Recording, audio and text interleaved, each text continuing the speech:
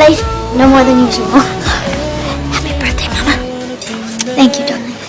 You'd never guess that I'm 107 years old now. My daughter is already gray-haired, yet I still look like I'm in my 20s. 80 years ago, I was just like any ordinary girl. I met my husband, fell in love, and we walked down the aisle. 3 years after our wedding, I gave birth to a beautiful daughter. Tragically, my husband died in a construction accident, leaving just my daughter and me to fend for ourselves.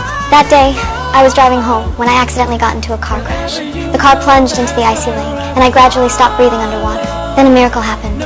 Lightning struck the lake's surface, releasing 500 million volts of electricity that snatched me back from death's door. From that day on, my body seemed to be under some kind of spell. I stopped aging. My appearance was forever frozen at 29.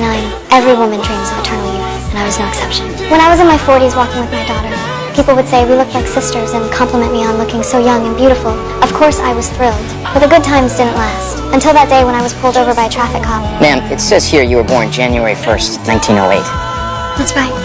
That would make you 45 years old? Yeah, Ma'am, I'm gonna hold on to this. When you come by the station house to pick it up, please bring your birth certificate. I'd be happy to, officer. Is tomorrow morning all right? Sure. I started to panic. I quickly moved away and found a desk job at a medical school. I pored over countless medical books but couldn't find any explanation for why I had stopped aging.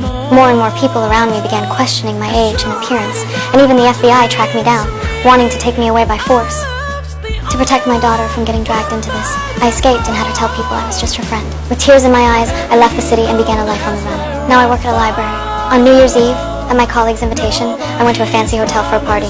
Hanging in the hotel lobby was a photograph. It was me from 50 years ago. At the party, I felt bored and had zero interest in the men who tried to hit on me. Then, a handsome man caught my eye. His name was Jake, and he was wealthy. He was instantly smitten with me. As I was about to leave, he rushed over to chat me up and asked for my number. But I was planning to change my identity and move to another city. I didn't want to get involved with anyone. He didn't give up. A few days later, he found the library where I work. He gave me some books and decided to donate a valuable collection to the library, but only if I agreed to go on a date with him. Eventually, Jake's humor and wit sparked my interest, and I decided to give him a chance. Jake took me to a sinkhole to show me an ancient ship that had sunk underwater. His storytelling fascinated me, and we had a wonderful date, but I still didn't want to keep seeing him. Jake wasn't discouraged. He kept trying to make me laugh with his jokes and invited me to his home. I went to Jake's place. After enjoying the delicious meal he cooked, we sat on the couch watching couples dancing at the church across the street. I found myself getting drawn to him. For the past several decades, I had been so lonely. Jake's presence brought a glimmer of light into my dark life. You don't have to be alone forever. Don't you miss having someone to love? I did meet someone. Don't get too excited, I told him to leave me alone. Tell him you're sorry. Tell him you made a mistake.